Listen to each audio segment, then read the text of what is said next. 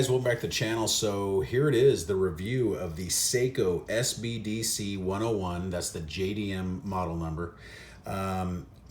Beautiful watch. Let me get the dimensions out of the way. 40.5 from side to side, 13.8 millimeters thick, and 47.5 from lug tip to lug tip. So very nice proportions on this watch. 20 millimeter lug opening, okay, 20 mil straps. Just a beautiful watch. Very nice. It's a home run. It is 10:30 at night, and you can see the dates already starting to kind of get ready to change there. But just a beautiful watch, and I'm still super excited with this piece. Gray sunburst dial. You can kind of see how when I move it this way, you can see that sunburst effect. Look at the hands too. The way they've got like a brushing to it. Brushed, almost polished. I like the way that looks. That's done very well. So, God, I mean, the case brushing on it, the polished bevels, just done so well. You know, you're brushed on the sides, polished up on top, polished underneath. You know, when I first looked at this, I thought that's probably Zaratsu polishing. I'm not sure if it really is or not. This is kind of in between that price point of, you know, Marine Master, getting up there in the, you know, higher numbers there, but this is very high quality. Of course, I don't have the Marine Master anymore, but this resembles a lot of that high quality from the Marine Master. So I'm impressed. I'm very impressed with this. The bezel is a steel bezel. Some people think it's ceramic, but it's actual brushed steel, and then they put a coating over it.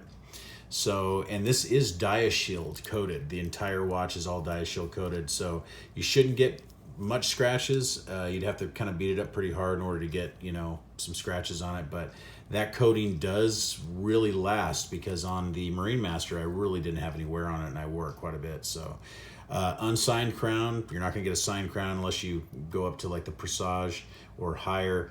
But, you know, with Grand Seiko and Seiko and their connection, you can see a lot of Grand Seiko quality in this. You really can. Higher end Seiko, and you know, that's what Prospex is all about. The Prospex brand on this is, you know, it's a professional watch, and I think they've done a great job with this.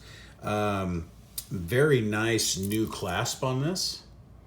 I like how it's a little bit longer here on the clasp. Totally milled, no stamped steel, nothing cheap on this. Really isn't. Diver's extension, okay. The case back is beautiful. You got that tsunami there. I haven't taken the sticker off yet, but everything's fully polished, real nice. The bracelet's done very well. It's pin and collar, which in a lot of ways is going to be better than having screwed links, because screwed links can come out. The screw can back off, and it'll back out, and then you'll possibly lose your watch. So once you set the pin and collar, you're done. You don't have to worry about it. And it's a very nice bracelet on this. It's kind of like an in-mill style bracelet, all brushed and just done very well. I like that they didn't add any polishing to it, because it just looks so much better without any polishing. And you look at the back of the case here, they're polished here at the back of the lugs, and then you got that polished bevel there, and brush on the side, and then polished underneath. Very nice coin edge bezel, done very well, very well. Drilled lugs, which I absolutely love. Got to have that when you're changing straps. So this is a home run. Applied markers, very nice hands, nice second hand. They got a great movement in this. It's a 120 click bezel, and it's got very good action. Listen to that.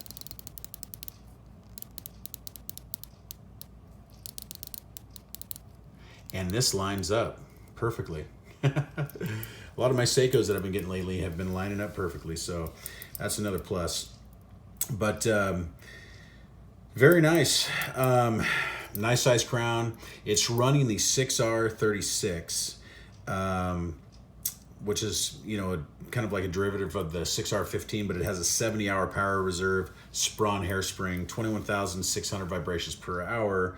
24 jewels. It's got a lower beat rate. Some people might complain about that, but if you look at a lot of higher end watches, you know, they use, you know, even Patek and AP and brands like that, they'll use lower frequency like that, like a 21,600. Even old Rolex did that. So it prevents wear, and the longevity is there, you know what I mean, on the movement. So they'll last longer in between services. You might get a little bit of a jerky second hand there, but honestly, it doesn't bother me at all.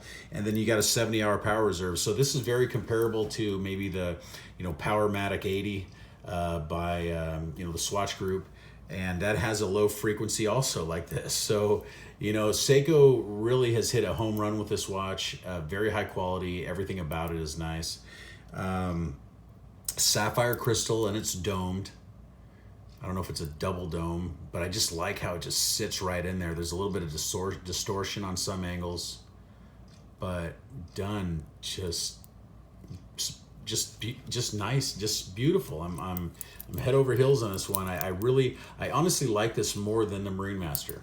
The Marine Master is a beautiful watch. I love the dial and everything on it, but I wish it had a case like this, or a smaller, scaled down, more this size. Because a 40.5, this fits better on the wrist. This is not a giant chunky watch, and it fits perfect, and it's going to work great for most wrist sizes.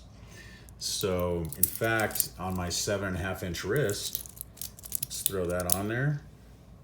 Beautiful clasp too. But look at that, it fits me perfect.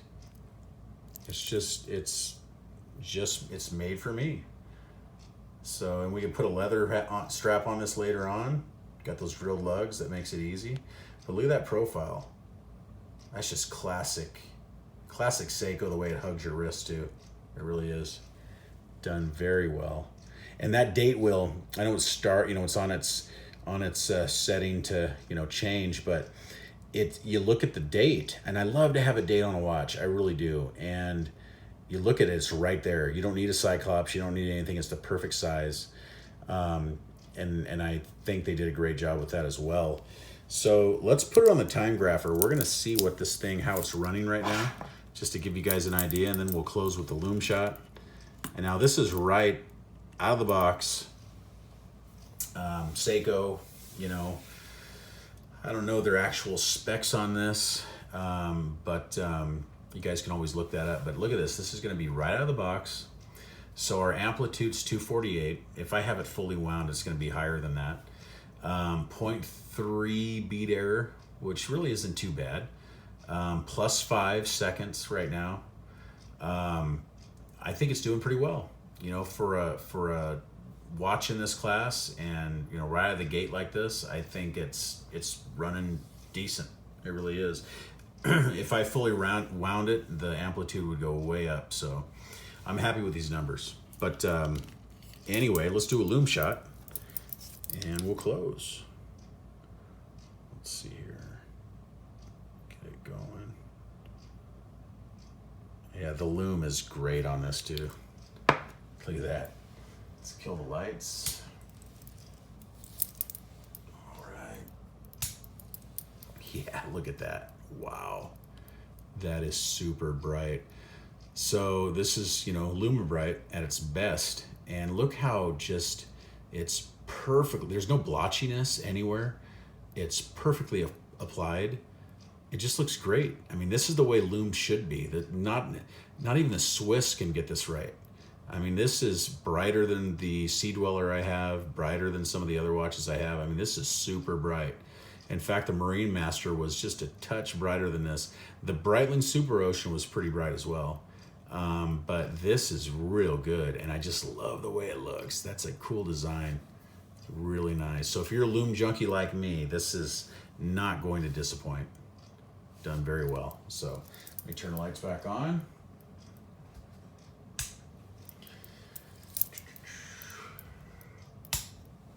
So there you have it, guys. This is the Seiko Sbdc101 review. Thank you so much for watching. Please like and subscribe, and I will see you guys in the next one. Thank you. Goodbye.